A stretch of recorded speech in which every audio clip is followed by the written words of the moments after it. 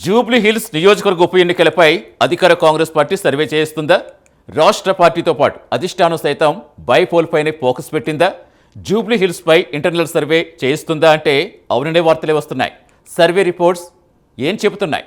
సర్వేలో ఏ అభ్యర్థి వైపు జూబ్లీ హిల్స్ ప్రజలు మొగ్గు చూపిస్తున్నారు? తెలియాలంటే ఈ స్టోరీ చూడాల్సిందే.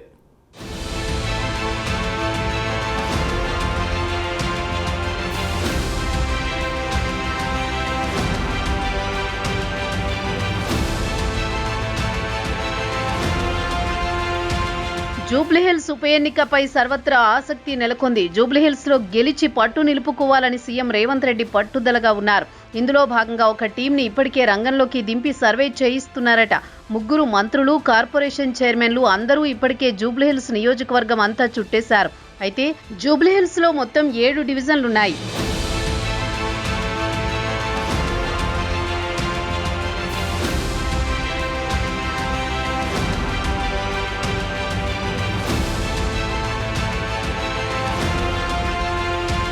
జూబ్లీహిల్స్ నియోజకవర్గం ఉప ఎన్నికల్లో పోటీ చేయడానికి పోటీ అయితే ఎక్కువగానే నెలకొంది.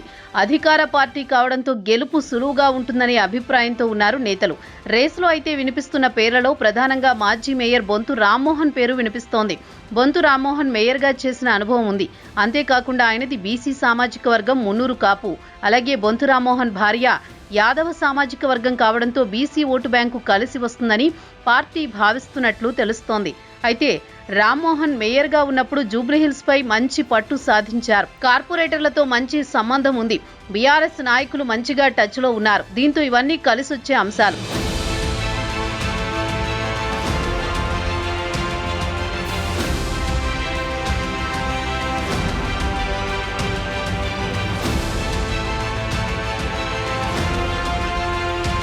ఇక బొంతు రామ్మోహన్ తో పాటు నవీన్ యాదవ్ కూడా పోటీలో ఉన్నారు. ఆయనది బీసీ సామాజిక వర్గం.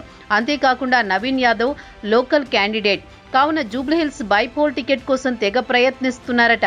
ఇక మాజీ ఎంపీ అంజన్ కుమార్ యాదవ్ సైతం తీవ్రంగా టికెట్ కోసం ప్రయత్నాలు చేస్తున్నారు. మరో బీసీ నేత మాజీ కార్పొరేటర్ మురళీ గౌడ్ కు టీడీపీ బీఆర్ఎస్ పరిచయాలు ఉన్నాయి. ఇక 2014లో టీఆర్ఎస్ నుండి జూబ్లీహిల్స్ ఎమ్మెల్యేగా పోటీ చేసి అనుభవం ఉంది. వీరంతా బీసీ సామాజిక వర్గానికి చెందిన నేతలే. ఇక రెడ్డి సామాజిక వర్గం నుండి కేవలం ఒక్కరి పేరే ఎక్కువగా వినిపిస్తోంది. కార్పొరేటర్ సిఎన్ రెడ్డి యువకుడు, జూబ్లీహిల్స్ డివిజన్లో రహమత్ నగర్ కార్పొరేటర్. 2023 అసెంబ్లీ ఎన్నికల కంటే ముందే బీఆర్ఎస్ నుండి హస్తం గుటికి వచ్చిన మొదటి కార్పొరేటర్.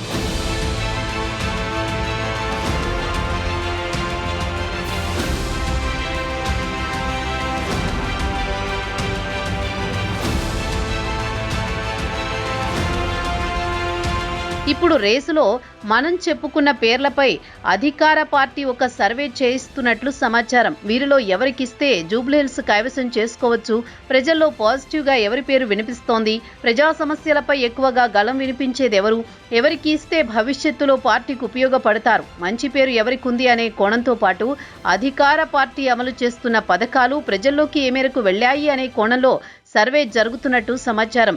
అయితే ఒకవైపు సర్కార్ సర్వే చేయిస్తుంటే మరోవైపు ఇన్ఛార్జిగా ఉన్న మంత్రులు పొన్నం, వివేక్, తుమ్మల సైతం వేరువేరుగా వారికి ఇచ్చిన డివిజన్ల వరకు సర్వే చేయిస్తున్నట్టు తెలుస్తోంది.